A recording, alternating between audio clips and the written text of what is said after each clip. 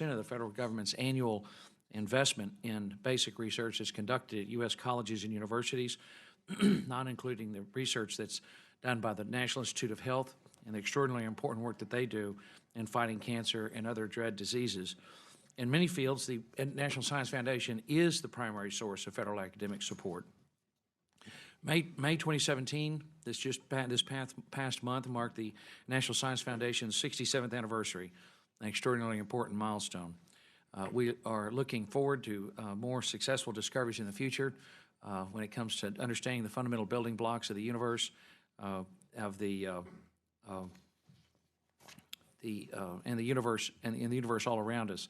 In fiscal year 18, National Science Foundation is requesting $6.7 billion, which is a decrease of $819 million, is what the President's budget proposes, about 11% below the current fiscal year. Now, we don't know yet what our subcommittee's allocation is going to be for 2018. The budget process is unavoidably gotten off to a slower start than normal, but the committee is going to work arm in arm to ensure that NSF is appropriately funded and we preserve American leadership in scientific research. I'd like to add that while we wholeheartedly support NSF's basic research in sciences, we, all of us, are mindful of the fact that our constituents' tax dollars are very scarce, very precious, and hard-earned. So we're counting on you to be good stewards of that precious resource. Before we proceed, I would like to recognize the gentleman from New York, Mr. Serrano, for any remarks he'd like to make. Thank you.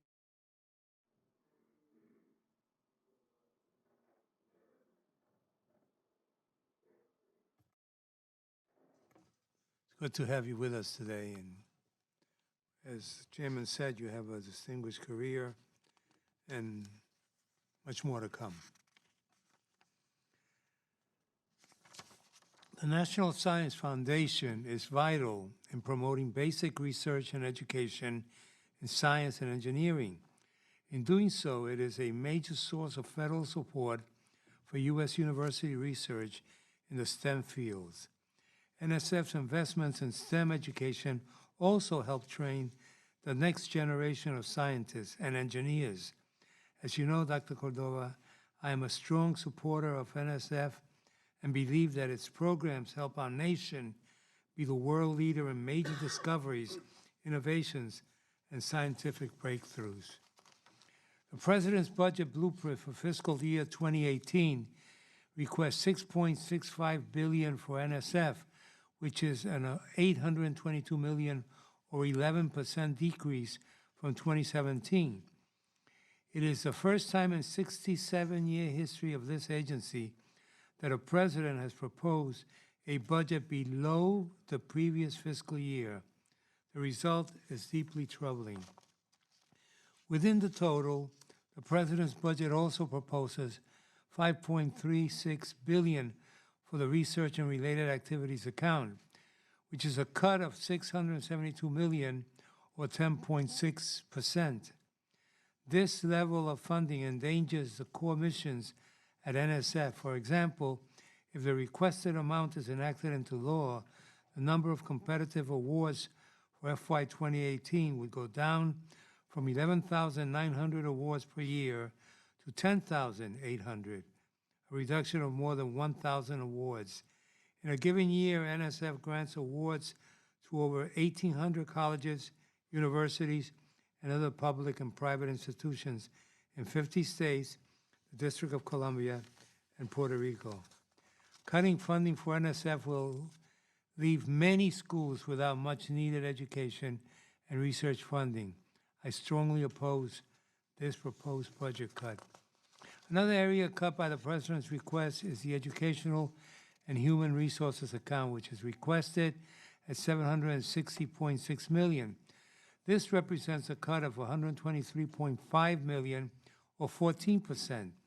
The President's budget proposal accomplishes this by cutting initiatives that increase STEM participation, including programs that help underrepresented minorities. The request also cuts reducing the number of graduate research fellowships by 50%. No funding is requested at all for a program that I work to authorize, the new Hispanic Serving Institutions program. Mr. Chairman, I've been a strong supporter of Hispanic serving institutions and minority serving institutions since I arrived in Congress more than 2 decades ago. Last year, Congress mandated the NSF establish a new HSI program, and we appropriated $15 million in the FY 2017 bill for this effort. Notwithstanding the clear evidence that HISs need this funding, the budget proposal does not fund this program in FY 2018. This negatively affects constituents, by the way, in both Republican and Democratic districts alike. Another issue of importance to me is the Arecibo Observatory in Puerto Rico. The President's budget for NSF in FY 2018 proposes a total of $7.72 million for the observatory, which is a reduction of $480,000 from 2017. Due to the quality of work taking place at the Arecibo Observatory and the need for maintenance and repairs, I strongly oppose this proposed cut.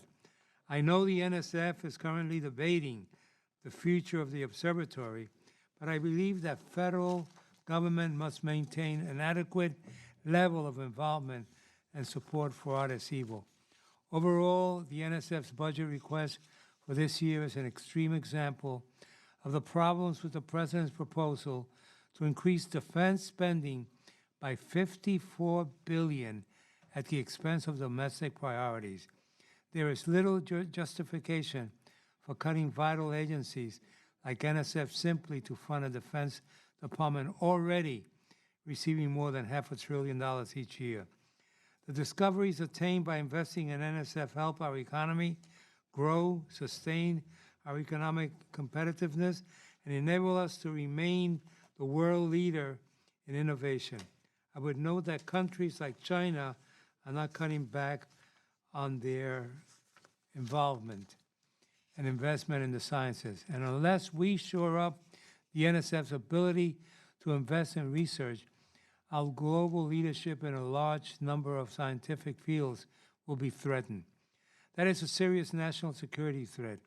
Unless we have the funding to promote our nation's values beyond defense, our leadership in the sciences is not the only thing that will be threatened.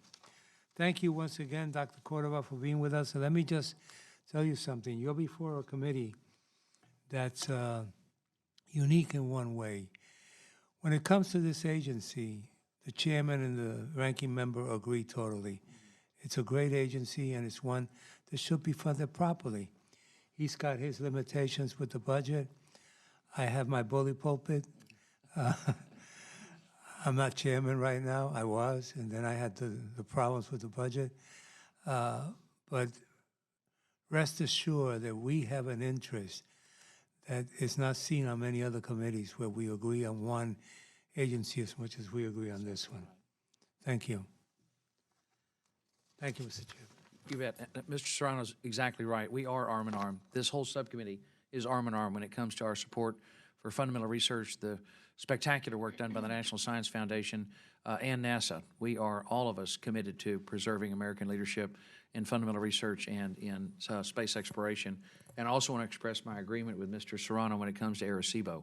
We've had previous budgets recommend cutting or reducing, even eliminating Arecibo, and we've always stood behind it because it's a national strategic asset. It's a unique radio observatory that has unique capabilities that we simply cannot permit to fall by the wayside. I know you're looking at options about what to do with Arecibo in the future, but Arecibo and Green Bank in West Virginia, we strongly support the preservation of those vital facilities and, frankly, the expansion of the great work you're doing in astrophysics, whether it be in radio or visible light, or in the area I'm looking forward to hear you talking about, the dawn of the era of gravitational wave astronomy. We're looking forward to hearing you talk about that this morning. We're delighted to have you with us today. We thank you for your service to the nation. Your written testimony will be entered into the record its entirety without objection. And this time we'd welcome your brief summary of your testimony. Thank you very much. Thank you, Chairman Culberson, Ranking Member Serrano, and members of the subcommittee. I'm very pleased to be here today to discuss the National Science Foundation's budget request for fiscal year 2018. And thank you both for your heartfelt remarks. NSF is the only federal agency dedicated to the support of basic research and education across all fields of science and engineering.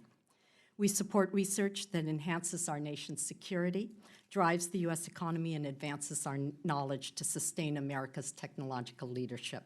And the results of that research enhance the lives of millions of Americans every day. The President's NSF budget request for FY 2018 is approximately $6.6 billion, a reduction of over 11% from the FY 2017 appropriation. You already have my full written testimony, so I'd like to use this time to give some specific examples of how forward-looking NSF investments are benefiting the American people. NSF has long been a leader in information technology research, funding foundational research in computer science, helping to launch the Internet, supporting advances in high-performance supercomputers, and investing in cybersecurity research and education. On the first page of your handout that's in front of you, looks like this.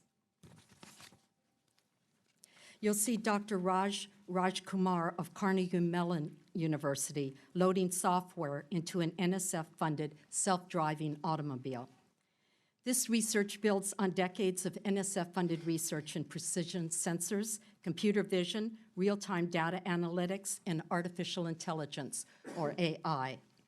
Researchers estimate that driverless cars could reduce traffic fatalities by up to 90% by mid-century. NSF-funded AI research also has broad impacts for health. For example, page 2 of your handout shows Dr. Suchi Saraya, assistant professor at Johns Hopkins, who recently developed an AI program integrating data from patient health records to identify factors capable of predicting septic shock. Septic shock is a rapid immune response to infection that can cause organ failure, leading to more than 200,000 U.S. deaths annually. Early symptoms are notoriously difficult to spot, but with Dr. Saraya's combining and analyzing of numerous health factors, her program can accurately predict septic shock 85% of the time, often before organs are harmed.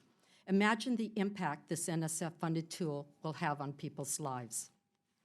These two examples from transportation and health of the power of artificial intelligence and machine learning to transform lives are at the heart of the shaping of the future at the human technology frontier, which is one of our 10 big ideas. Similarly, NSF's investment has led to breakthrough manufacturing technologies, as illustrated on page 3 of your handout. NSF provided critical early support for the techniques behind additive manufacturing, sometimes called 3D printing, that were discovered and patented during the 1980s. And today, 3D printing has become a $5 billion a year industry. In this image, you see Harvard's Jennifer Lewis, who uses materials such as hydrogels to create architectures that mimic those found in nature, such as bone and spider webs and vascular networks. Such advanced 3D printing techniques suggest we may soon be able to grow organ replacements using a person's own tissue. Just imagine the lives that will be saved. Finally, as an astrophysicist myself, I can't resist citing NSF's pivotal role in advancing the era of multi-messenger astrophysics. It is already enhancing our understanding of the universe and revealing its mysteries, and is another of NSF's 10 big ideas. With ground-based telescopes and particle and gravitational wave observatories in the US and abroad, we're hopeful that some of the biggest discoveries are within reach, unveiling, for example, the nature of dark energy and dark matter. Because of the ingenuity of inventors and dreamers, such as MIT researcher Nergis Mavalvala, who is shown on page 4 of your handout, we increasingly have the capabilities to address these profound mysteries. The NSF-funded LIGO facilities detected gravitational waves, which are ripples in the fabric of space-time, for the first time in 2015. And just last week, as the chairman referenced, they made a third detection of gravitational waves, this time from a binary black hole source about 3 billion light years away. Without NSF's consistent funding over the past 4 decades, we would not have been able to make these kinds of discoveries. It's important to note that these types of projects are made possible because of our country's unique ability to perform complex systems engineering, integrating the talents of scientists and engineers who work together to achieve such results. Mr. Chairman and members, these are only a few of the thousands of trailblazing awards that NSF funds every year. On behalf of those talented scientists and engineers and the employees of the National Science Foundation, I'd like to thank this subcommittee for its longstanding support of our agency and our continued goal to keep our nation at the very forefront of the global science and engineering enterprise. And I'd like to acknowledge the presence of the National Science Board Chair, Maria Zuber, and Vice Chair, Diane Souvain, in the audience, and I am open to your questions. Thank you. Thank you, Dr. Cordova. We wanted to ask about the black hole merger and the gravitational waves. It's a great illustration, I think, and if you could ask you to expand a little bit on the importance of the Congress providing sufficient funding to NSF over a sustained period of time for projects that might not immediately appear to have benefit or gain.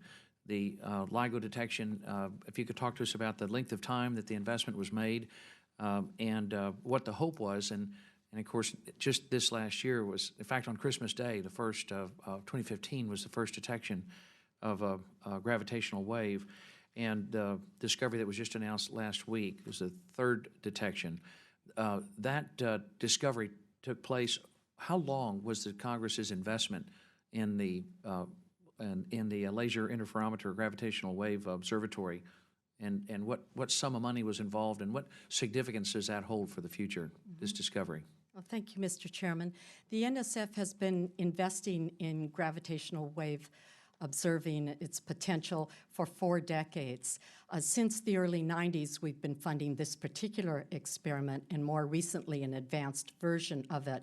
But integrated over those 4 decades, we've put in $1.1 billion. And significantly, our international partners, and there are 14 other countries that participate with us in the LIGO consortium, have put in $400 million, so about $1.5 billion over a very long period of time. Much of that money, of course, has gone to observers and students, postdocs, all through that time. And in developing the technology, which, as you know, this was a huge achievement that Einstein himself, when he predicted it now over 100 years ago, never thought would be realized, because the sensitivity level that needed to be achieved was so very, very great. And he couldn't envision the kind of technology that would need to be developed to actually detect a gravitational wave.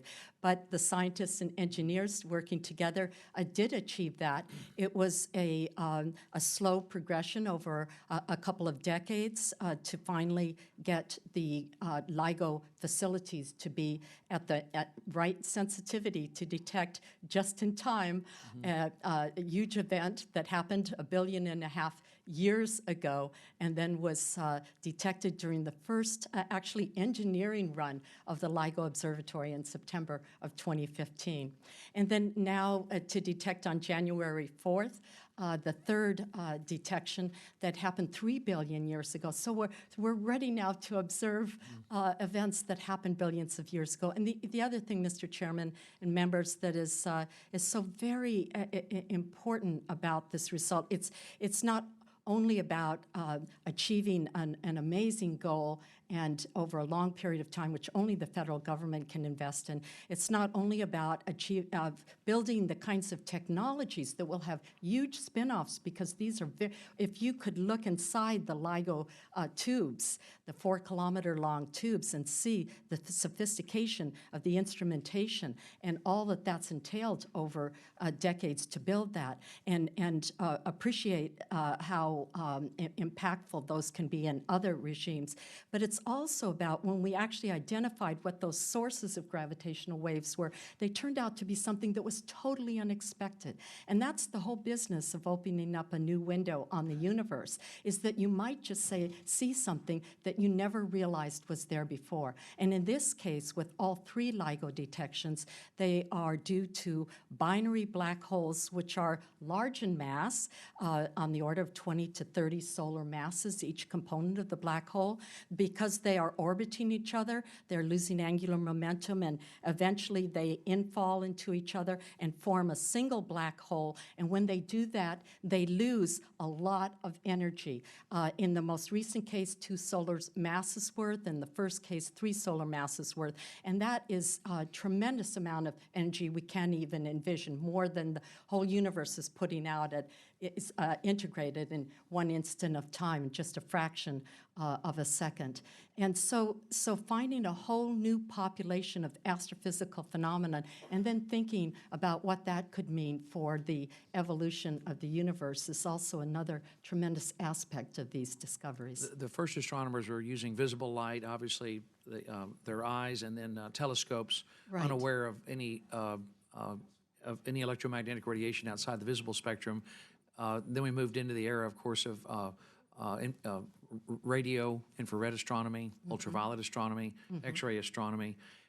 Talk about the meaning of this new era that we're entering into, the era of gravitational wave astronomy, and what it is that when you say that the holes merged very quickly, it's a very rapid event.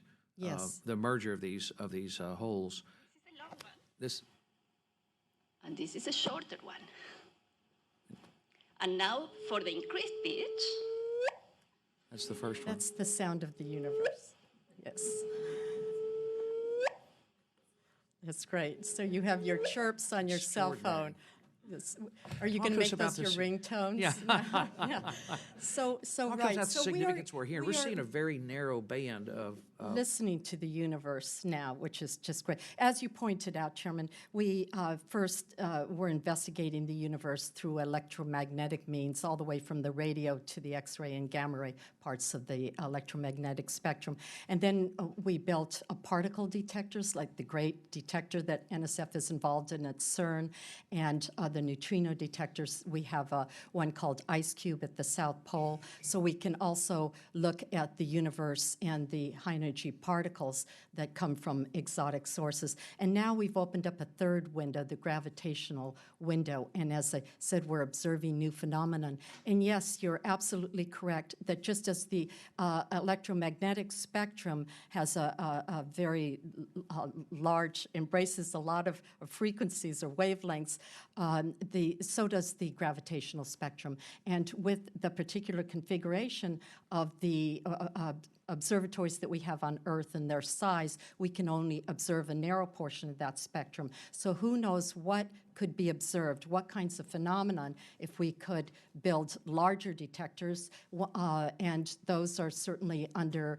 conception in space to observe other parts of the frequency spectrum. And on the ground in explorations at the South Pole, we are re-upping, improving the cosmic microwave background detection detectors so that they can go after identifying this, what's called the B-polarization, or polarization from the gravity waves embedded in the microwave background. And so that's looking back to the Big Bang. So yes, there's a huge amount of spectrum in gravitational waves alone to examine through various means. Well, I thank the members for allowing me a little extra time, but the significance of this discovery, I don't think can be overstated, and how vital it is for the Congress, for the country to stand behind NSF and make sure that you've got the support, the financial backing over a sustained period of time to continue to unlock the mysteries of the universe, because the universe is always more extraordinary than we could even imagine.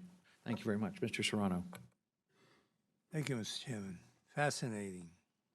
Now when you get a call, it'll be the universe calling you. The budget request, Ms. Cordova, we have before us is the deepest cut to NSF history. According to Science magazine, prior to this year, no president, as I said, had ever proposed cutting NSF below its previous year level. Beyond the numbers in terms of dollars, how far does this cut in funding set us back? Can you give us an idea of how many fewer grants will be funded and graduate students trained?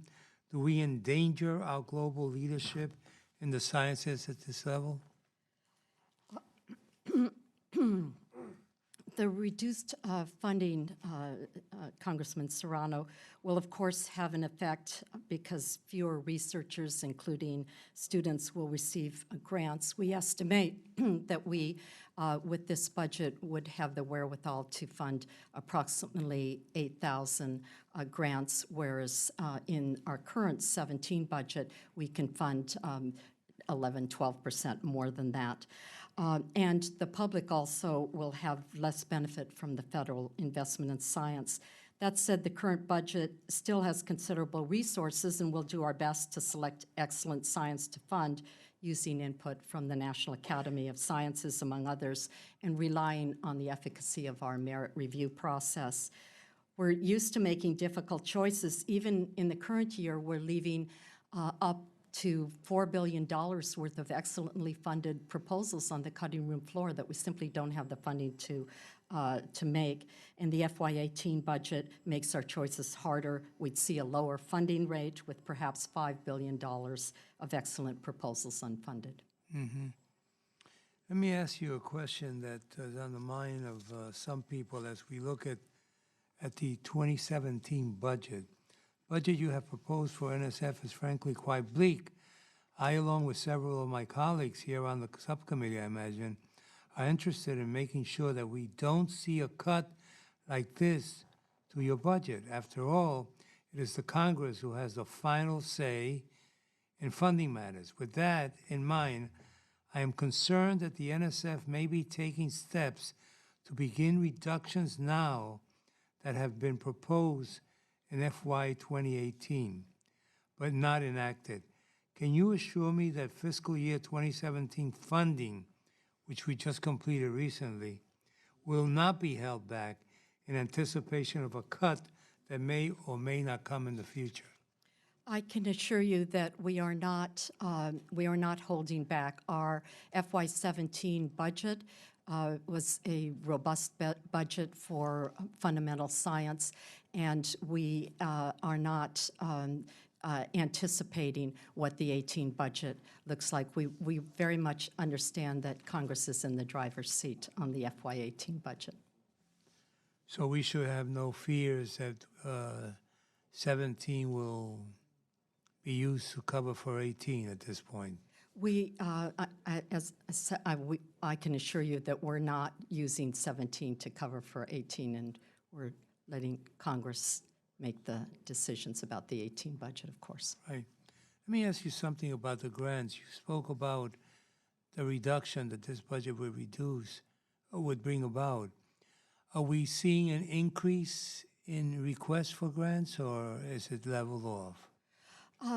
We get around 50,000 proposals a year, and that number, we're anticipating it could go a little higher, just depending on the situation with all agencies. There are some principal investigators that apply to multiple agencies for their funding, but it's hard to anticipate until we actually see a budget to estimate how many people will apply for grants.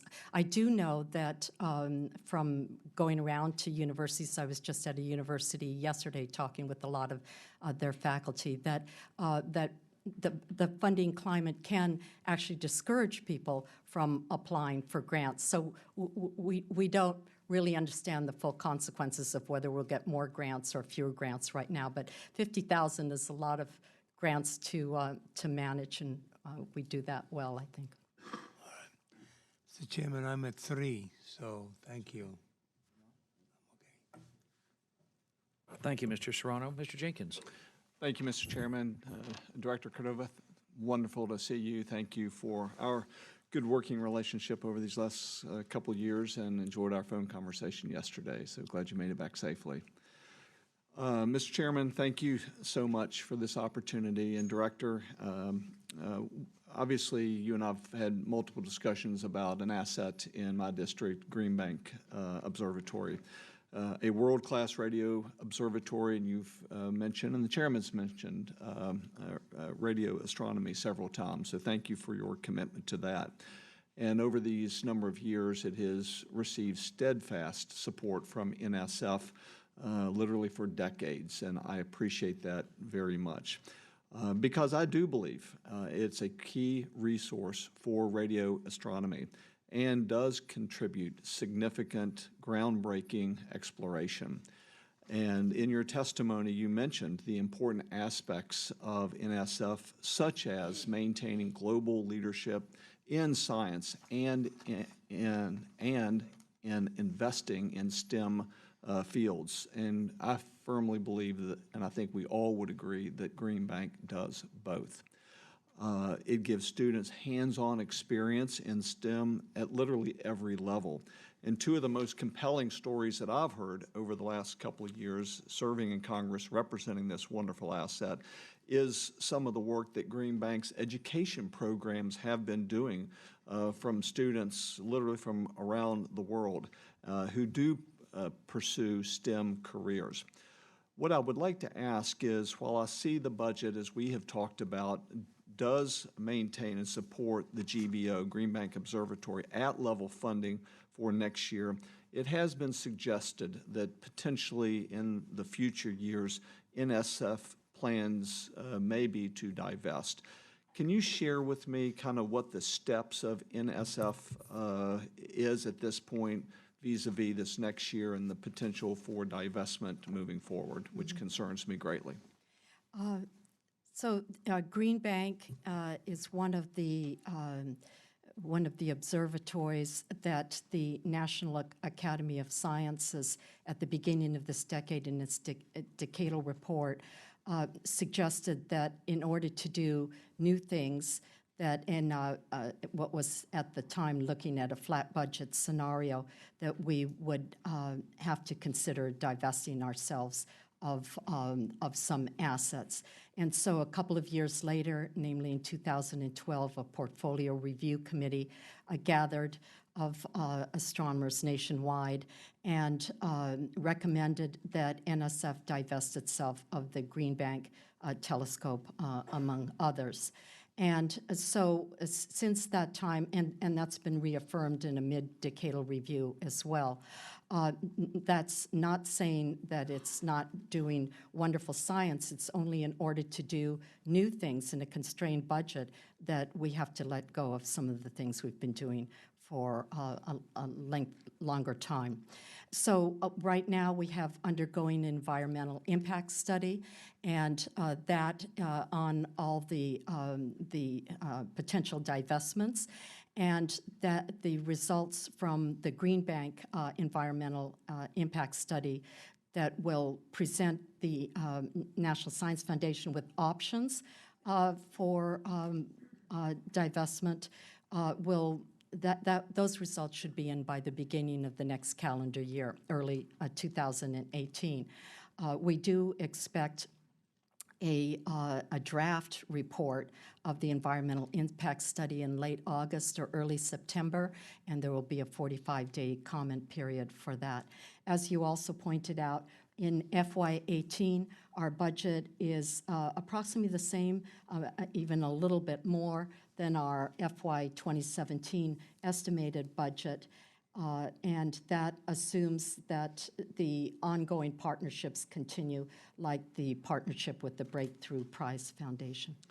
In my 30 seconds I have left, let me summarize and make sure I then understand. So based on the FY 17 that we're in, based on the FY 18 that's before us, we should be safe and sound for the FY 18 period. We've got this EIS study scheduled out early next year, but a draft with public comment maybe in the coming months of this year. So we've got some hurdles, but at least at this point in time, with the budget that's before us, we should be good for the next year, and we will address issues moving forward after that. That's right, Congressman, and I think you also know that NSF is working with others to see what other possibilities there are. Yes. Thank you, Mr. Chairman. Thank you, Mr. Jenkins.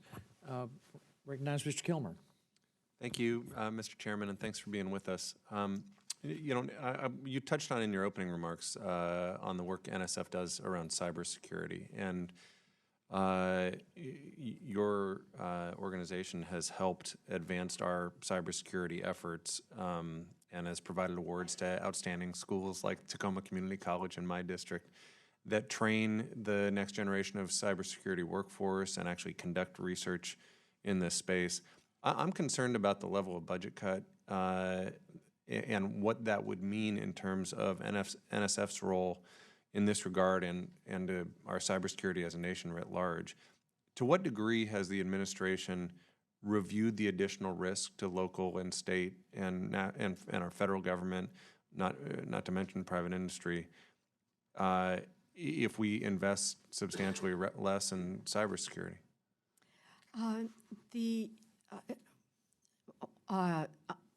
All I can talk about is what NSF is trying to do, realizing how important cybersecurity is. I think you know we have a big investment in CyberCorps Scholarships for Service, which aims to develop just what you're talking about, a well-educated cybersecurity workforce.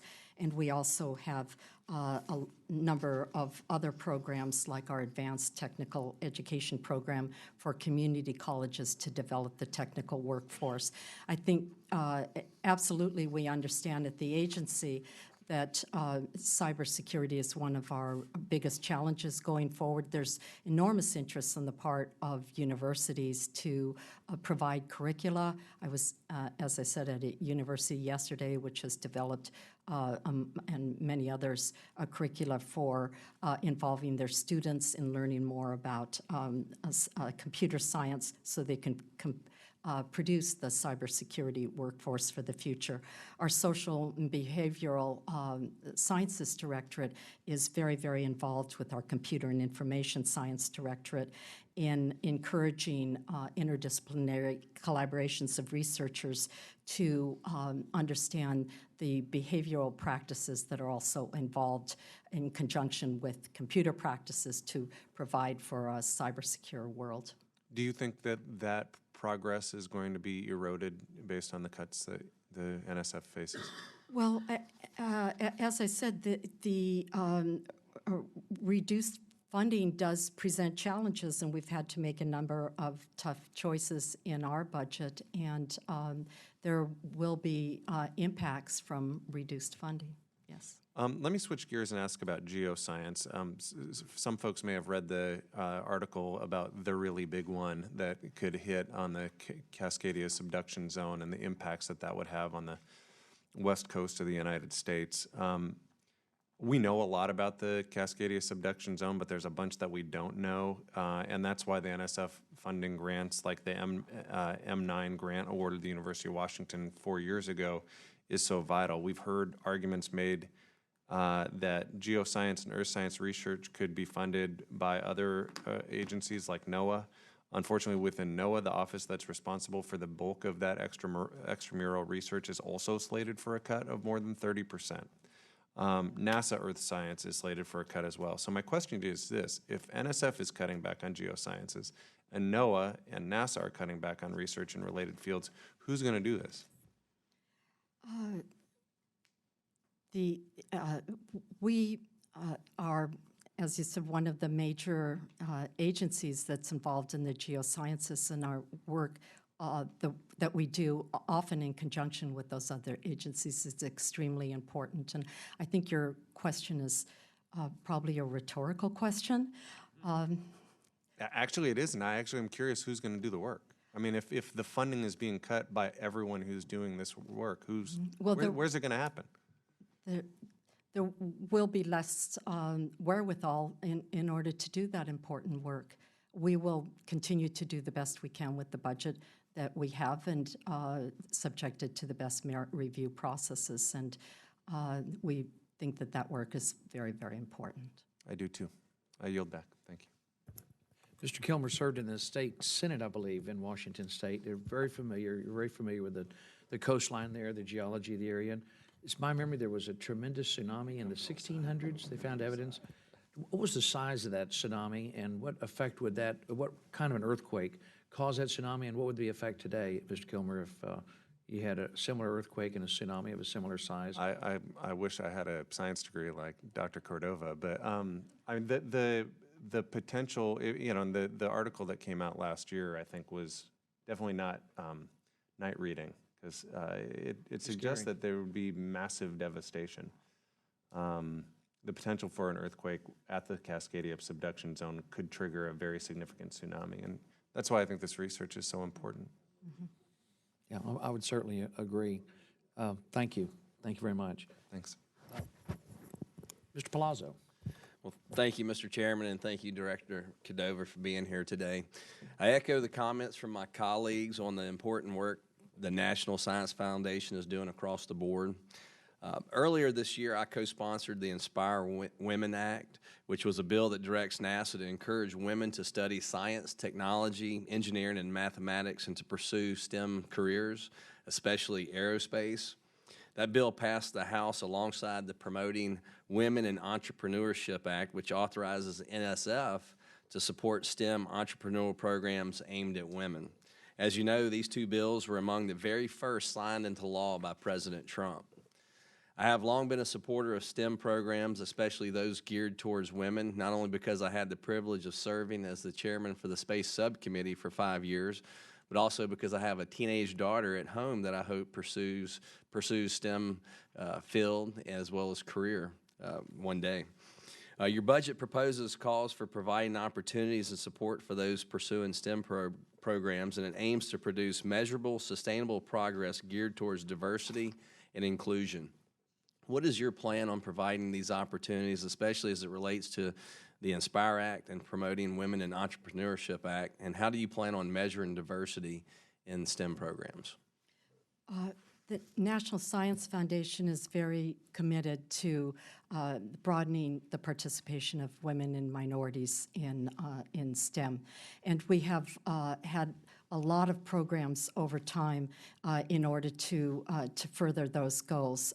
One particular one is the advanced program of advancing women faculty at universities. I, in fact, was a PI on that when I was at Purdue University. We have more recently an Includes program, and we are currently funding 40 pilot programs around the United States in order to encourage women and minorities, everyone really, to have more access to STEM careers. And some of these programs are for K through 12, others are for other age groups, and many different disciplines involved. There's much diversity in the kinds of programs that are being piloted around the country. All of them have the goal of broadening participation, broadening access to STEM. It's hard to be a STEM entrepreneur without first being a STEM literate, and then being involved in research, and then being inspired to go on and start to be an entrepreneur, perhaps in a startup company. And so those pilot programs are going on. Includes is one of our 10 big ideas, and they're showing tremendous promise. We'll be funding more of those proposals in the FY18 budget. We'll be forming alliances of group, because what we really want to do is to scale up this effort so that it connects the whole United States in an effort to make progress in this area. And then more particularly in our SBIR programs, our Small Business Innovative Research programs, where women can actually be encouraged and funded to start their own business. We're upping our efforts to reach out to potential. President Emmanuel Macron. You saw that, did you not? I heard about it, yes. Yeah. How does NSF, in this climate, how does NSF plan to retain our best and our brightest, our talented researchers, not just on climate science, but in all scientific fields within the U.S. in an environment where we're cutting the budget for the first time ever, this time by 11%. How do you keep your best people in this kind of environment? I think the budget does, as I said, present impacts and challenges. The budget is not final until Congress weighs in on the budget. and I'm sure many prospective scientists and engineers are anxiously waiting for how it all unfolds. Meanwhile, as I also said, we have a lot of money to do good science. We have $6.6 billion proposed, and presently we have $7.5 billion. And our goal is to do the very best science that we can and continue to fund our researchers that are talented and that are presenting great proposals, continue to invest in them. We'll do everything we can to be more efficient and effective as an agency in order to make those dollars go farther. We'll continue to increase our partnerships, and I mentioned partnerships in the context of Green Bank, in the context of Arecibo, to leverage the federal investment. And I will continue to go around the country. And just last night, I spoke in D.C. to a lot of very young people about the importance of, and their mentors about the importance of STEM careers. And I do think that emphasizing broadening participation and welcoming more women and minorities into the fields of science, because it's just a terrific thing to do for oneself and for the country, for the world in Not its to future. interrupt, but I want to follow up with another question. There's a movement afoot on Capitol Hill to selectively fund programs at the NSF. You're aware of that, I believe. The movement to pick and choose here in Congress of what programs to fund at NSF.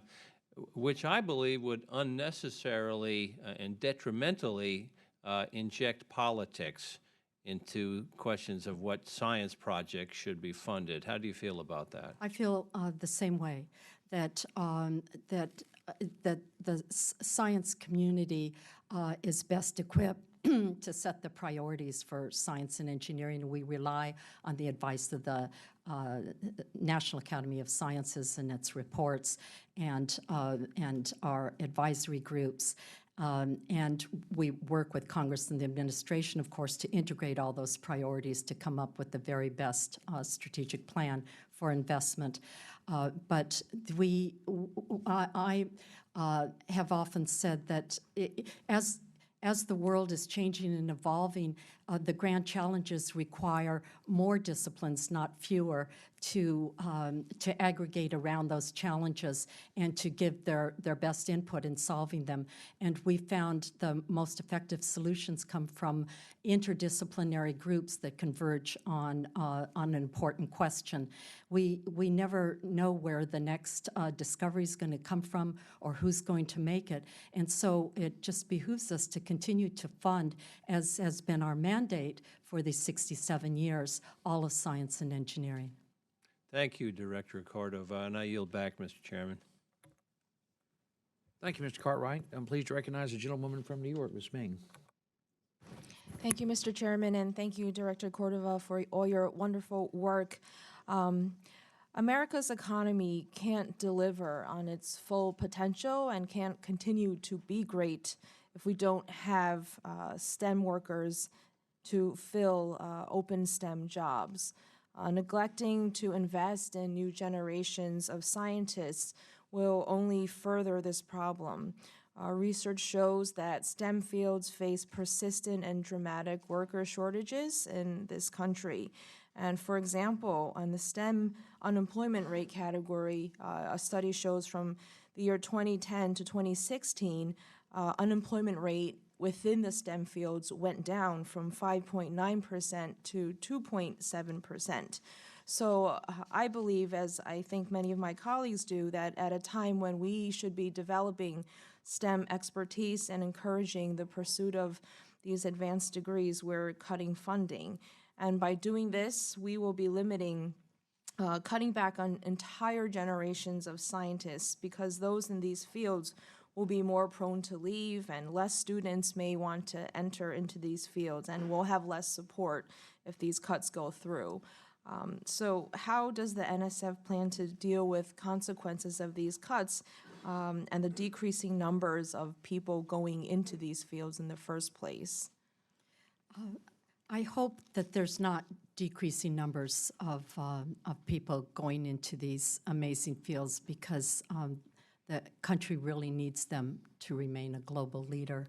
And we'll do everything we can to promulgate the importance of science and engineering and to fund programs all the way K through 12, K through my age, for people to get more involved into in science and engineering, and we'll try to leverage those programs with partnerships from foundations and scientific societies and the private world and the industry, which is becoming ever more involved in working with us.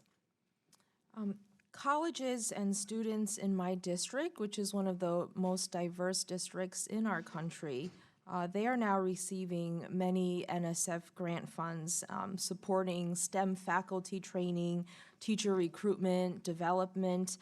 These are schools such as Queens College and Queensborough Community College in Queens, New York, York College, and the CUNY system in general.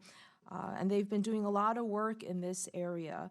Are you concerned that the NSF budget cuts effectiveness may decrease and in terms of NSF's ability to support these important efforts moving forward? They are important efforts, and by the way, just you were mentioning Queens, that's where my mother was born and raised, so it was nice to hear that. But absolutely, the reduced funding will have an effect, and fewer researchers will be able to be funded. Yesterday, I was in St. Louis at Washington University, and one of the things I did was have a roundtable with some 24 young faculty who were career awardees, which is a very special competitive award that we give. And every time I go to university, I meet with the career awardees because they represent the bright up-and-coming, the people who are going to make the LIGO and other discoveries of the future. And they represented all the disciplines in science and engineering. And they were so alive with the transformative nature of their research. And part of the career award is that they must also do educational outreach in addition to the research. And they said that doing that education, and it's usually in a school system in K through 12, has transformed even the way they think about their future. So it was very heartening to hear them. And but as for impacts, a reduced budget does have impact.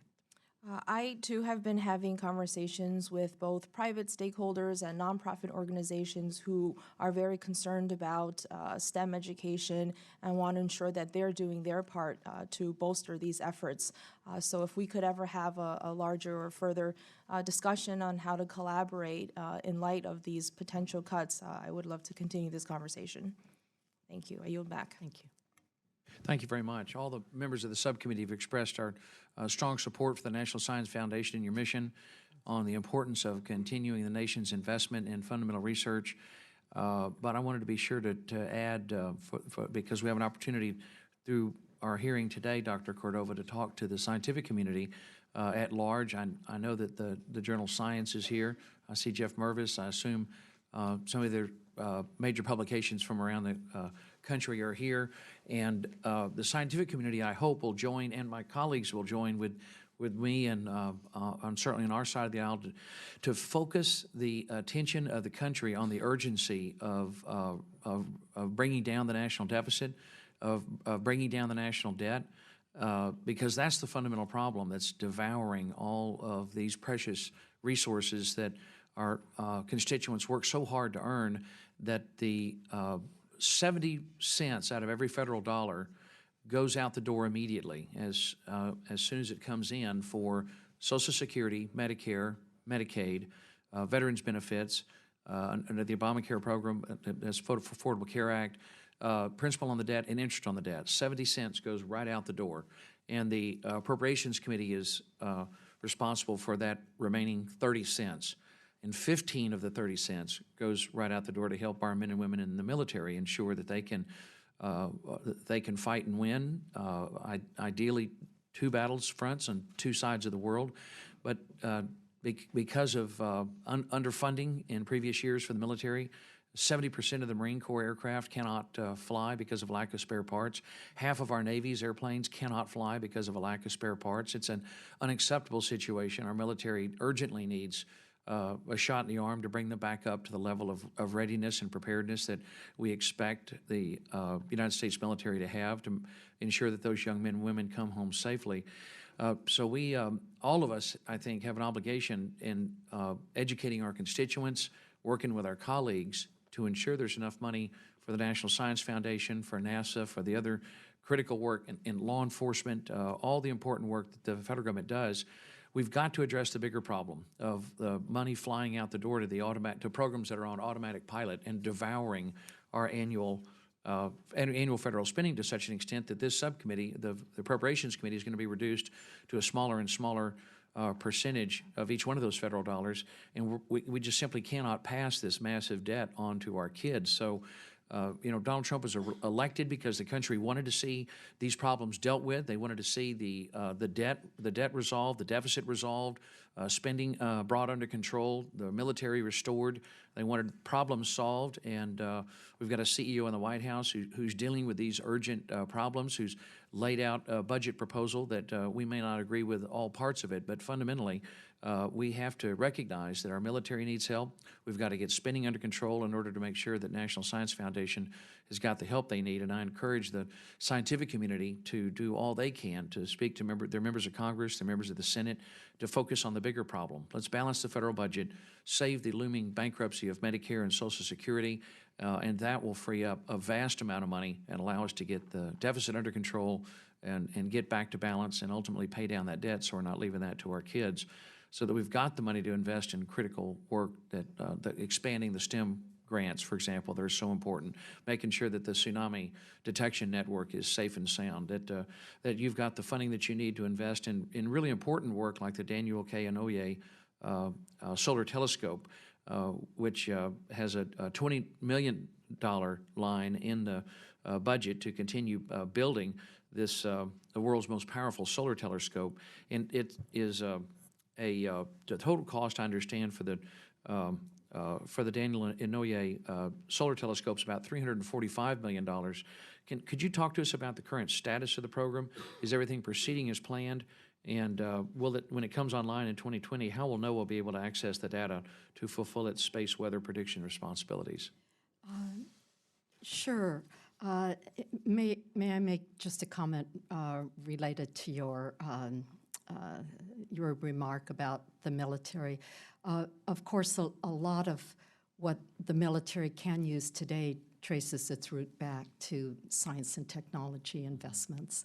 And whether it's GPS or prosthetics, new materials that are used on the battlefield or above have their roots in science. So we look at science beyond, beyond funding a telescope or instruments as really creating a pathway to the future, and that has tremendous impacts for all aspects of life, including national security and health, transportation. So on DKIST, so that's the Daniel K. Inouye Solar Telescope, which will be the world's largest telescope. We expect it to see first light in the middle of 2020. And we welcome any members who would like to see how the telescope is progressing. It's really, besides its promise of being a scientific marvel, it is an engineering marvel.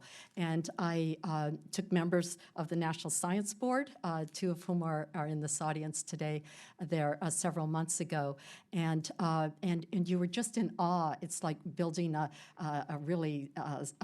satellite on the ground, but one that has enormous capabilities. So it's on track to fulfill its promise of having first light very soon. Everything is going very smoothly. Well, the space weather community have they begun discussions on how the solar telescope can be exploited by both NOAA and NASA to inform their operational and research roles? Yeah, I don't know the details of that, but could provide them to you. But clearly, we advertise that this telescope, because of its incredible sensitivity in observing the sun and magnetic flares, will be very, very useful for space weather and space weather predictions of substorms and the like from the sun. And those can, of course, affect the electric power grid.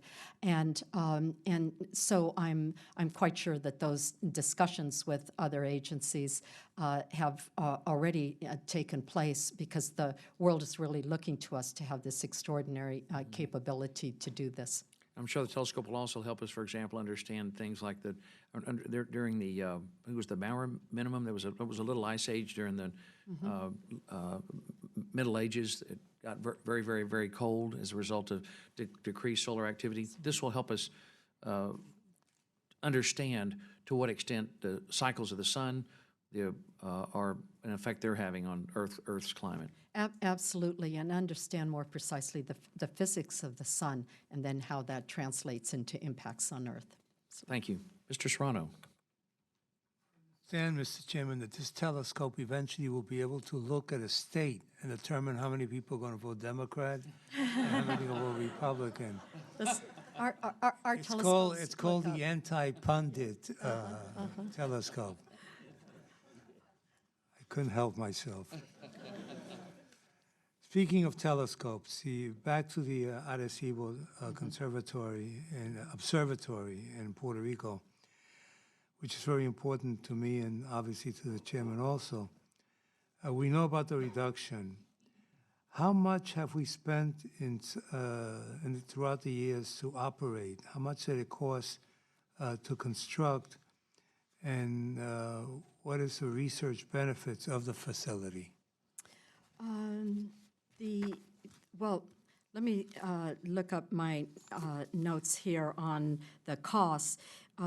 It was built by ARPA, the precursor of DARPA, in the 60s, and was completed at a cost of only $9 billion. That was in the 60s. And then the transfer to NSF was made in 69, with us assuming full responsibility a couple of years later. So the operations have cost NSF about $255 million from 1990 through the present fiscal year, and total operations costs before that time, from 1970 to 1990, we estimate were about $100 million. So as far as the importance of Arecibo, it's been extraordinarily important. Of course, that was where Joe Taylor and Dr. Hulse discovered the binary pulsar, which was the first real evidence of gravitational waves. And it's made many other seminal observations, especially on pulsars, which just happens to be one of my fields. I've been to the telescope, an extraordinary observatory. I'm also concerned about the condition of the observatory with respect to maintenance and modernization. Have any maintenance needs been deferred? Which ones? Could improvements be made to modernize Arecibo, and what would that entail? Because there's a concern I'm hearing that it's not being taken care of or kept up, because some people believe it's going to go away. Well, two major upgrades have been funded. One as long ago as 1974 by NSF and NASA at a cost of $9 million. And there was a 1997 upgrade funded by, again, NSF and NASA at a cost of $27 million, which added some powerful things like the Gregorian feed and a more powerful radar transmitter. Modernization of Arecibo could include new optic elements to allow the telescope to access more of the visible sky, because the current observations are currently limited to an angle of just 20 degrees from straight overhead. New receivers, upgraded reflector panels, and new radar transmitter subsystems. When I asked my group how much all that would cost, they don't have firm estimates yet, but they think it could approach $100 million to do those kinds of upgrades. Do you see a desire to continue? I mean, I'd like to get to the bottom of this information floating around that in some cases, some people say, well, give it away to some universities, which may not be the worst thing in the world. But then there are others who say it's time for it to cease, which should be a warning to other members of this committee, because it may affect how these kinds of things are seen in their districts. What is your sense of what the scientific or the government community is saying about the observatory? Our NSF's preferred alternative is to collaborate with interested parties for continued science-focused operation. And that's why we put out a solicitation in January of this year to ask others if they were interested in partnering on this telescope. And proposals that are being received in response to the solicitation are currently under review, and they'll inform us as to next steps. I go back to my earlier comments that we, and the chairman often asks us just how priorities are set for NSF. We really do rely on the science engineering communities to inform our strategic planning. And that's often done through the decadal reports, which actually the astronomy community piloted a number of decades ago. And in this decade's report, they said that we couldn't continue to do everything. If we wanted to do new things, DKIST was mentioned, the large, LSST, the spectroscopic survey telescope was mentioned, and we couldn't do new things and all the investment that requires without letting some things go. And then we asked the community to assess current assets and what they would divest of.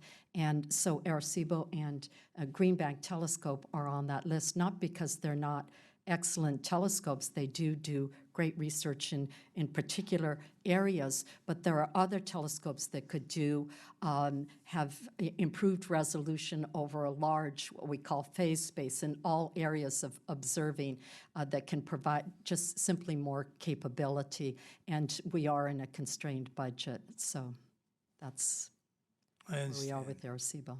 Thank you so much. Thank you, Mr. Chairman. Mr. Jenkins. Thank you, Mr. Chairman. Director, during our last round, right at the end, you made reference to collaborations, and I'd like to explore that just for a few more minutes relating to GBO, Green Bank Observatory, and the opportunities and the work that NSF has been undertaking to look for partners and collaborative relationships that may also provide additional funding maintenance moving forward.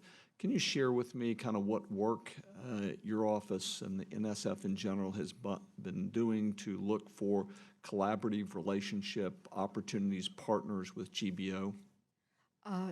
Yes, we've been, since we started the environmental impact study, we've been on that course, and I have to say I myself have been one of the prime movers in pushing us to look for collaboration and partners.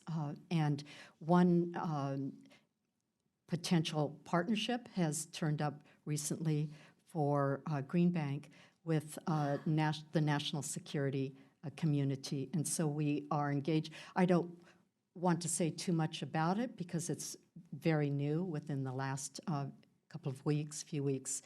And but those have been very long and now sustained discourses with that community over their potential interest in that. And so we're always hopeful that that will produce something of significance here, and we will keep you informed. Well, thank you, and I appreciate that. And our office, and I'm sure the entire delegation, looks forward to working with you for that.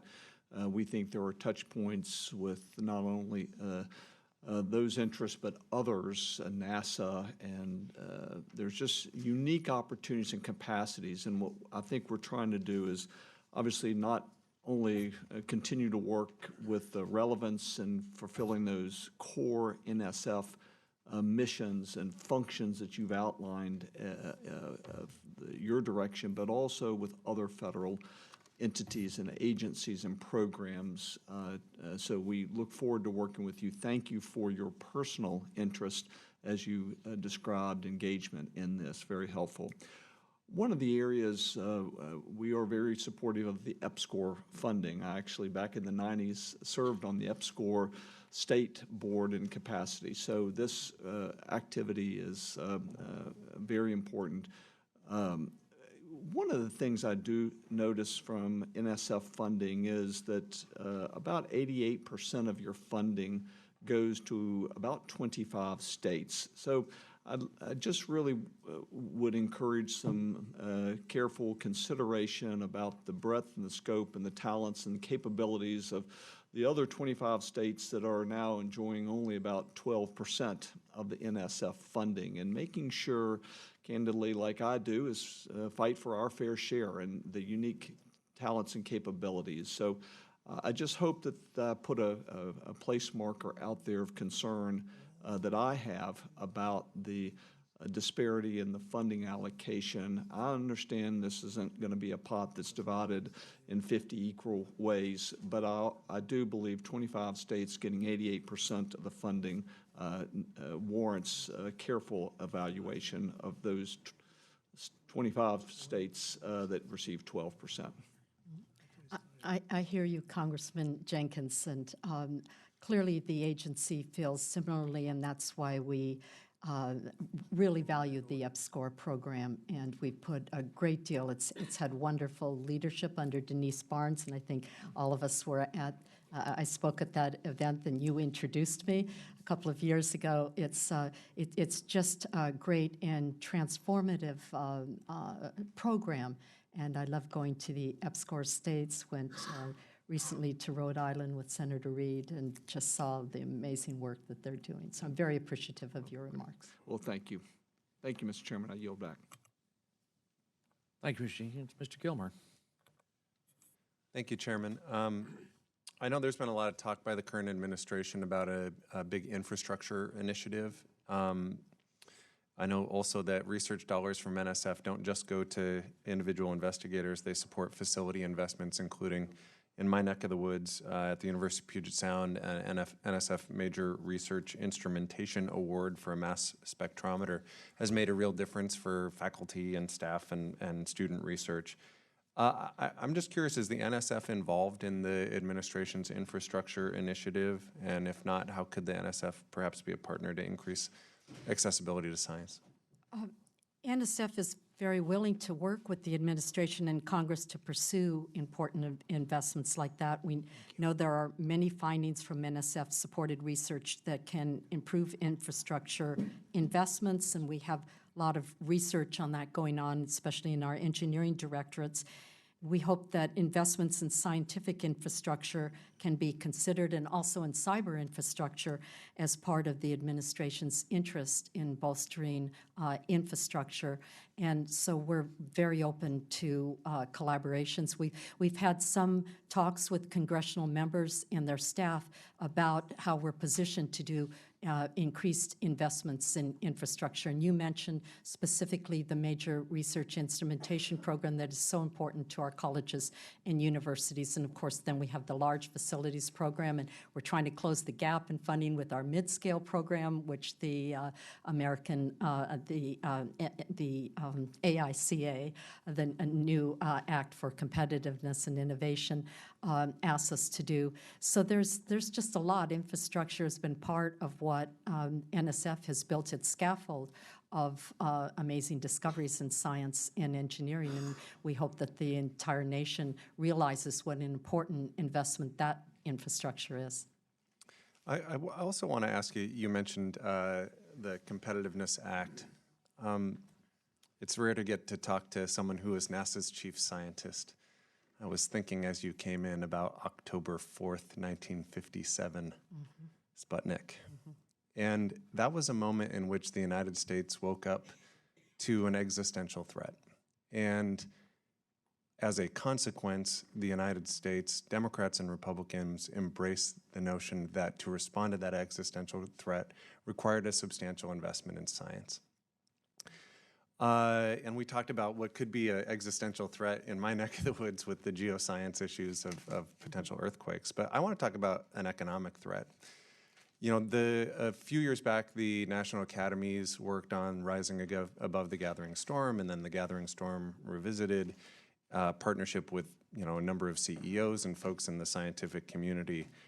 And as you look at their findings, they said, first, the federal government funding of R&D as a fraction of GDP has declined by 60% since Sputnik, since the response to Sputnik. And then they wrote, without a renewed effort to bolster the foundations of our competitiveness, we can expect to lose our privileged position as a nation.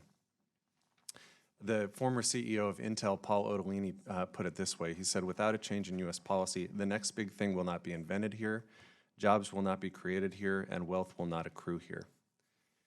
I'm just curious, do you agree with the findings of the National Academies and the Rising Above the Gathering Storm report and their call for doubling investment in NSF?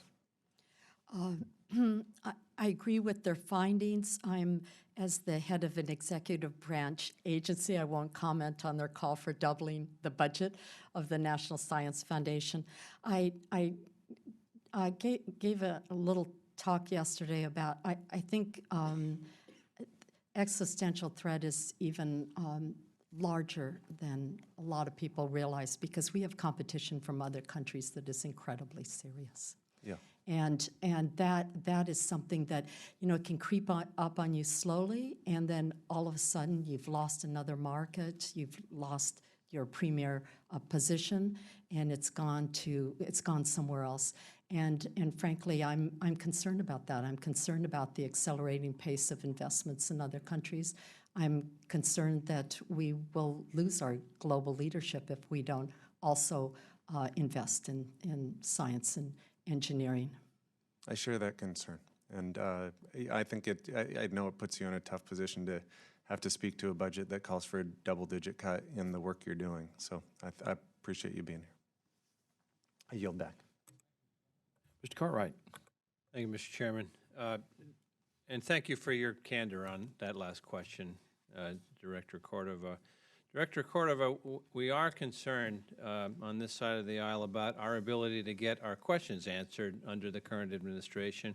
My question to you is, has the White House or the Office of Management and Budget approached NSF about any kind of policy or guidance that would prohibit or delay responses to ranking members, that is the head Democrats, on congressional committees or subcommittees of jurisdiction?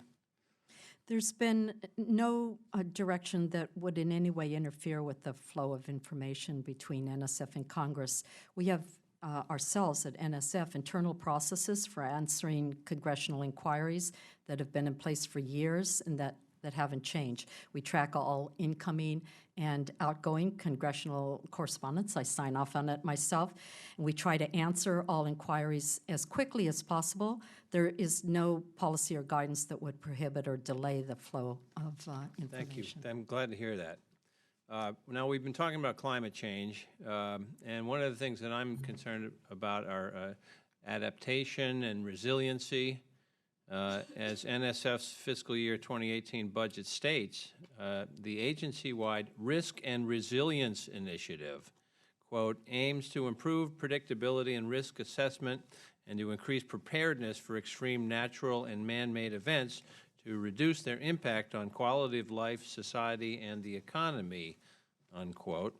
But the proposed fiscal year 2018 budget includes a 27.4% reduction for the Risk and Resilience Initiative overall. How would this kind of proposed reduction in funding for this initiative affect the anticipated outcome of improving resilience and readiness of interdependent critical infrastructures? You're right that some difficult choices had to be made, and that the overall annual budget for risk and resilience will be reduced. Research on hazards and extreme natural events, which is called our PREVENTS program, will not be affected and will continue to enhance understanding of the fundamental processes underlying geohazards and extreme events on various spatial and temporal scales, as well as the variability inherent in such hazards and events, and improve models for extreme events and their impacts. But research on resilient infrastructure, we've called our CRISP program, an acronym, will be reduced by about 40% and impacting the number of new awards. That has been an effort to promote research on interdependent critical infrastructure systems. So we do plan to invest in both our prevents and our CRISP program to the tune of about $31 million in risk and resilience in the FY18 budget. And I know that's a reduction. And again, we had some tough choices to make. Further, the Risk and Resilience Initiative is an NSF-wide investment that has been supported across 6 NSF directorates and offices. The fiscal year 2018 budget proposes to eliminate funding completely to the Computer and Information Science and Engineering Program, CISE. That's taking away $6 million. What is the rationale for eliminating funding for this program, and how might eliminating the CISE program's funding for this initiative affect efforts across the other directorates? Well, I think, again, we'll supply you with a more detailed answer for the record. I think you're talking about the contribution to the programs I just talked about by the SISE Directorate, the Computer and Information Science and Engineering Directorate. And when I asked all the directorates to look at roughly a 10% cut in the directorates, they all had tough choices to be made, to make, and some on these cross-agency initiatives, there were puts and takes. I think the numbers are what I mentioned for the total effort, which comes from a number of directorates. If SISE, the computer directorate, cut back on that, it means that they made a choice to invest in other initiatives. Thank you, Director. I yield back, Mr. Chairman. Thank you very much. Ms. Bain? Director Cordova, we'll submit the remainder of our questions for the record. Mr. Serrano? Is that? Yes, I have questions. Very good. We will each submit the remainder of our questions for the record. I want to thank you again for your service to the nation.